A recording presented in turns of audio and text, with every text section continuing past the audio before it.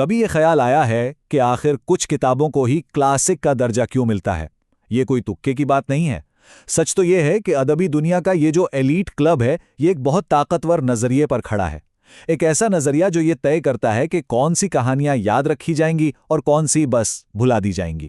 1948 میں ایک ادبی نقاد FR لوئس نے ایک دھماکہ خیز اعلان کیا۔ انہوں نے کہا، عظیم انگریزی ناول نگار صرف Jane Austen, George Eliot, Henry James اور جوزف کونریڈ ہیں۔ بس یہ کوئی عام رائے نہیں تھی، یہ ایک فیصلہ تھا جس نے انگریزی ادب کا نقشہ ہی بدلنے کی کوشش کی۔ صرف 4 نام۔ اور فوراً ذہن میں یہی سوال آتا ہے نا کہ بھئی چارلز ڈکنز کہاں گئے، جو اپنے وقت کے سب سے مشہور مصنف تھے؟ یا پھر برونٹے بہنیں، جنہوں نے جین ایئر اور ویدرنگ ہائٹس جیسے شاہکار لکھے، انہیں اس فہرست سے باہر کیوں رکھا گیا؟ دیکھیے، یہ صرف ذاتی پسند ناپسند کا معاملہ بالکل نہیں تھا۔ لوئیس کی یہ جو فہرست تھی نا، یہ ان کی ذاتی پسند نہیں تھی، بلکہ اس کے پیچھے ایک پوری فکری تحریک تھی، ادب کو پڑھنے کا ایک بالکل انقلابی طریقہ، جس نے کہا کہ مصنف کو بھول جاؤ، تاریخ کو بھی ایک طرف رکھو اور صرف متن پر دھیان دو۔ اور اس ایک بات نے ادبی دنیا میں ایک تہلکہ مچا دیا تھا۔ تو یہ سمجھنا بہت ضروری ہے کہ لیوس اکیلے نہیں تھے۔ ان کے جو خیالات تھے وہ ایک بہت بڑی تبدیلی کا حصہ تھے، ایک ایسی تبدیلی جس نے ساری توجہ مصنف کی زندگی اور تاریخ سے ہٹا کر صرف اور صرف کتاب کے الفاظ پر مرکوز کر دی۔ اس تحریک کا نام تھا نیو کرٹیسزم، یعنی نئی تنقید، اور یہ صرف ایک نظریہ نہیں تھا بلکہ ایک مشن تھا۔ مشن یہ تھا کہ ادب کے مطالعے کو تمام بیرونی اثرات سے پاک کر کے اسے ایک خالص سائنس بنا دیا جائے۔ تو اس نئی تنقید کا بنیادی اصول کیا تھا؟ بہت سادہ الفاظ میں، کتاب کو اس کے لکھنے والے اور اس کی دنیا سے الگ کر کے دیکھو۔ ان کے مطابق ایک ناول خود ایک مکمل چیز ہے۔ اسے سمجھنے کے لیے ہمیں کسی باہر کی چیز کی ضرورت نہیں، نہ مصنف کے ارادے کی، نہ تاریخی پس منظر کی، اور نہ ہی پڑھنے والے کے اپنے جذبات کی۔ اور یہ تبدیلی کوئی چھوٹی موٹی نہیں تھی۔ پرانے طریقے میں نقاد مصنف کی زندگی کھنگالتے تھے، اس کے خطوط پڑھتے تھے، اس کے زمانے کے بارے میں تحقیق کرتے تھے۔ لیکن نئے نقادوں کے لیے یہ سب کچھ غیر ضروری تھا۔ ان کا ماننا تھا کہ ہر جواب، ہر مطلب خود متن کے اندر ہی چھپا ہوا ہے۔ بالکل، یہ ایک جملہ اس پوری تحریک کا نچوڑ ہے۔ متن ہی سب کچھ ہے، اسے ہر چیز سے آزاد کر دو تاکہ اس کا خالصتاً فنی تجزیہ کیا جا سکے۔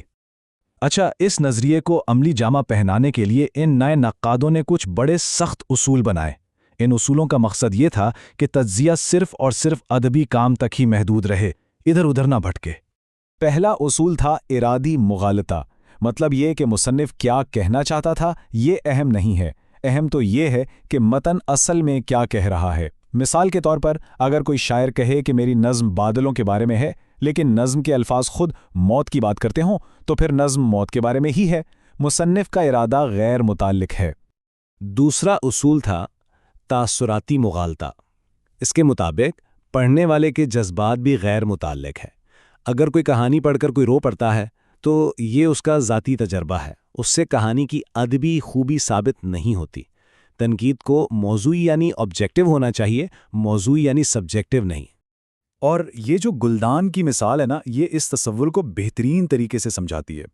جیسے ایک گلدان اپنی خوبصورتی میں خود مکمل ہوتا ہے، اسی طرح ایک ادبی متن بھی ایک مکمل فن پارہ ہے، جسے اس کی اپنی ساخت، زبان اور اندرونی ہم آہنگی کی بنیاد پر پرکھا جانا چاہیے۔ تو آئیے اب واپس لیوس اور اس کی متنازعہ فہرست پر چلتے ہیں۔ لیوس نے نئی تنقید کے انہی اصولوں کو استعمال کرتے ہوئے ناول نگاروں کو پرکھنے کا اپنا ایک خاص معیار بنایا۔ لوئس کے لیے عظمت کا مطلب تھا ایک گہری اخلاقی شدت، یعنی ناول صرف کہانی نہ سنائے بلکہ زندگی کے بڑے بڑے سوالات سے ٹکرائے۔ صحیح کیا ہے، غلط کیا ہے، خیر کیا ہے، شر کیا ہے۔ اس کا فن صرف خوبصورتی کے لیے نہیں ہونا چاہیے بلکہ زندگی کو بہتر طور پر جینے کے لیے ہونا چاہیے۔ ہاں، تکنیکی مہارت بھی ضروری تھی، لیکن صرف اس گہرے اخلاقی مقصد کو پورا کرنے کے لیے۔ تو لوئس نے اپنے اس معیار کو ایسے لاگو کیا۔ آسٹن، ایلیٹ، جیمز اور کونریڈ اس امتحان میں پاس ہو گئے، جبکہ ڈکنز جیسے مصنفین، جنہیں لوئس صرف ایک انٹرٹینر سمجھتے تھے، اور برونٹے بہنیں، جن کے کام کو وہ غیر منظم سمجھتے تھے، وہ سب اس فہرست سے باہر رہ گئے۔ فلابیر اس کی ایک بہترین مثال ہے۔ لیوس کا ماننا تھا کہ فلابیر نے اپنے سٹائل کی خوبصورتی پر اتنی زیادہ توجہ دی کہ اس کا کام زندگی کی حقیقی گہرائی اور اخلاقی سنجیدگی سے خالی ہو گیا۔ یہ فن برائے زندگی والے معیار کی کھلی خلاف ورزی تھی۔